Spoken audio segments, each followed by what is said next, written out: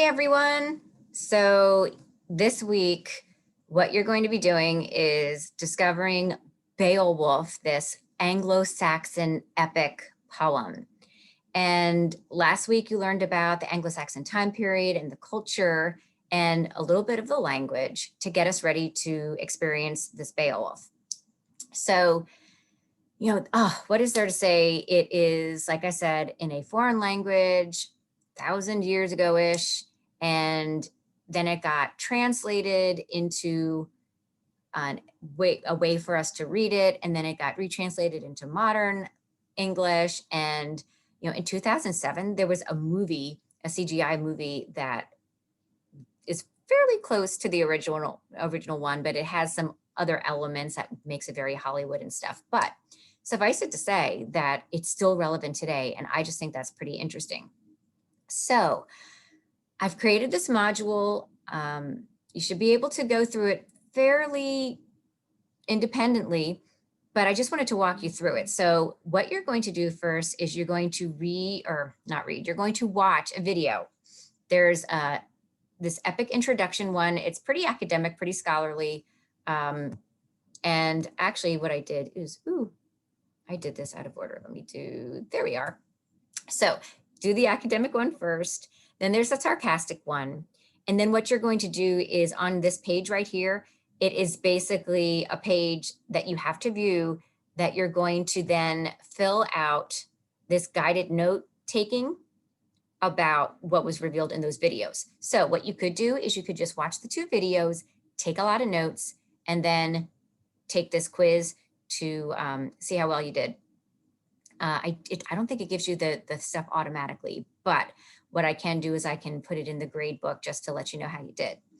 Not for points, but I'll find a way on how to do that so you know how you did on it. But really, the answer is right there. You just have to pick the right one. Preview it first, watch the videos, and then take this. Then the next thing what you're going to be doing is there's just a little question that I have your reaction after watching those videos. Now, the poetic form of Beowulf, this is a link to right here, this. And you should have realized last week that there are some things in Old English in that poetic format that we don't really do the same way. If you've ever read Shakespeare, that's iambic pentameter. It has a very different feel. It's da-da, da-da, da-da, da-da, and it really mimics the heartbeat, ba-bum, ba-bum, ba-bum. And the language of Shakespeare is just this beautiful flowing. It has this really nice rhythm and flow to it. That is after the influence of other languages. So that is modern English. There's French in there, more Italian, Romance languages. And so it feels very different. This is Old English, so it's Germanic, it's very punchy, it's very sharp. And so if you look here, I highlighted each line something different for you to notice. So what does it always have? In the Old English poetic format, there's always a space. There is always meter where it's 1, 2, 3, 4 main punches. These words get more accent, these syllables. 2 on one side, 2 on the other, always that. So it's like boom, boom, pause, boom, boom, because it's very, it's this epic stuff. So it's like packs a lot of punch. Then there's alliteration. And what it does is technically the alliteration is if you look at the third punch, which is the first one on the second side of the caesura, that will always alliterate with one or both of these from the first. So you'll see here's the G, goes with the G and the G. Here, I didn't highlight it for that there, but the S goes with the S and the S. The G goes with the G. The last one here, the H goes with the H. So that's what really makes it the poetic form. And then lastly, during that time period, English was still forming. You had the Celts, you had the Germanic tribes, you had the Vikings come, and they were just mixing all their different languages, and they would form compound words, and they would use descriptions. So for example, there was not an English word for the sea. because if you were there in England, you didn't go to the sea, but the people who sailed the sea knew about the sea. So they didn't have a word sea, but they had words for other things. Did they know what a road was? Yes, the Romans came, they knew what a road was. Could they see what a whale was? Yes, they could see a whale. So instead of having the word sea, because they did not experience the sea, they're like, oh, so it's like a road that the whales travel. So there you get it. So there's that. So what did the result be is that, this is kind of how I think, but it was like boom, boom, space, boom, pow. So loud, loud, loud, loud. But you've got the boom and the boom and the boom. They all have that same sound. So it really just had this smacking of all these consonants and things like that. So what you're going to do for this is try to make your own kenning that you're going to put for the discussion. So if you can find which things go here with which ones, here, battle sweat. Would that be the sun, blood, boat, battle? A sky candle. What is that? I think you can tell, right? So you're going to do the same thing right here in the kennings discussion. Well, what next? Well, Beowulf was an epic hero, and he was not known for his modesty. He liked to brag. They were, you didn't accomplish anything by being meek back then. You were conquering territory, and you really had to put your best foot forward, literally. So if we go here, Boast in Old English, and here is, now that you understand the language a little bit and you understand the form, let's actually look at it, all right? So you can see how the Old English is on the left. I highlighted some things over here, those accenteds, and I also here in the original accent highlighted, or not highlighted, but bolded the alliteration. So right here, I'm not gonna highlight over here the accents because it's not like you know how to read it anyway, but you can notice the alliteration over here. Over here in the English though, the modern English, you can maybe hear it. So I'm trying to combine all of these things in this one. So what's going on in the story is at this point, he's towards the end of his life and he's got to battle one more time. And he's saying right here, Beowulf declared, spoke vow words, like he's promising, for the last time. Do you hear that? For the last time.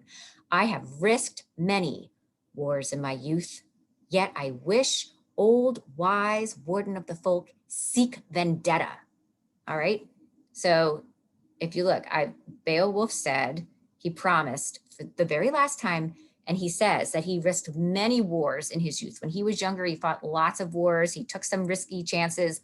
Yet I wish old wise warden of the folk to seek vendetta. He still wants, there are certain things he wants to speak to because not everything always went his own way. He has a vendetta. If me, that wreaker of evil from this earth hall, ventures out to greet, he still has this vendetta for this one last thing. There's one last battle in him. And then he saluted each of the men. He bowled them hellbearers for the final time. And dear companions, he says, I would not bear a sword, a weapon against the worm, W-Y-R-M, the worm, that's a dragon, a monster. If I knew how against the monster, else I might grapple for glory. Hear that? Grapple for glory, as before with Grendel. So even in the modern English, it has those G's. But the furious fires heat expect, fierce and poisonous. Therefore I have on me shield board and burn. No, I will form the barrow's guard. Flee afoot, but for it must happen at the wall. As fate allots us, the creator of all men, I am bold in spirit, that I against the warflyer forbear from boast. This is some heavy duty stuff. So just thinking about an epic is, the reason why we say, oh, that sandwich was epic or that movie was epic is because it means it's larger than life, and Beowulf is larger than life. You're going to learn about how and why in this module, but I want you to go through that. Now, why are we doing all this stuff? Well, guess what? You're going to write your own boast. How are you going to do that? Beowulf idea generator and exemplar. I would never have you do something that I don't do. So what you're going to do is what a boast does is it explains the best of who you were, are, and want to be. So here is a kind of like a template. Some of it you're going to have to repeat because I want you to write 10 lines. 10 lines, 10 lines. And it does not have to rhyme. In fact, epic in Old Anglo-Saxon, it does not. Old English, it does not rhyme. That being said, if you want to, because it's more fun, I want you to have fun with it. So yes, but you do not have to. What you're looking for is that alliteration and the punch. I am, and you put your name, the blanker of blank, or not the blanker of blank, the character trait of character trait. So who are you and where are you? Son, daughter, student, whoever you were. Back then, they really, your reputation of who came before you was really, really big. Oh, so you're so-and-so's uncle or so-and-so's cousin. Oh yeah, I know. I've heard of those people because, they didn't have social media. It was always about word of mouth, right? So that's really big. So who do you identify with that is older than you? In the days of whenever, I would, whatever, you list your accomplishments and then what do you want to do? So I did it. I am Osger, origin of Allentown. That's where I came from, where I grew up. Newhard was my name, now married. Educator of English, enthusiastic traveler to foreign lands. Mother of 2 marvelous kids, writer of poems, performer of songs, runner of races and right fighter. In my days of youth, I yearned for adventure, chasing storms and changing majors, weaving a web of wild fantasy, living life with love and passion, making moments of memories to treasure. I've come to push the parameters of minds, teaching students to strive for excellence, forming the future with forward-thinking thought. Right? So you're having fun with the alliteration. It just pops when you're going to perform it. So when you perform it, those different alliterations, boom, boom, boom, it's just going to leap off the page and just, it kind of performs itself. All right. So what does that mean? Well, if you need more inspiration, if I wasn't inspiring enough, go onto this link and this link. I have one is actually from the 2007 movie Beowulf.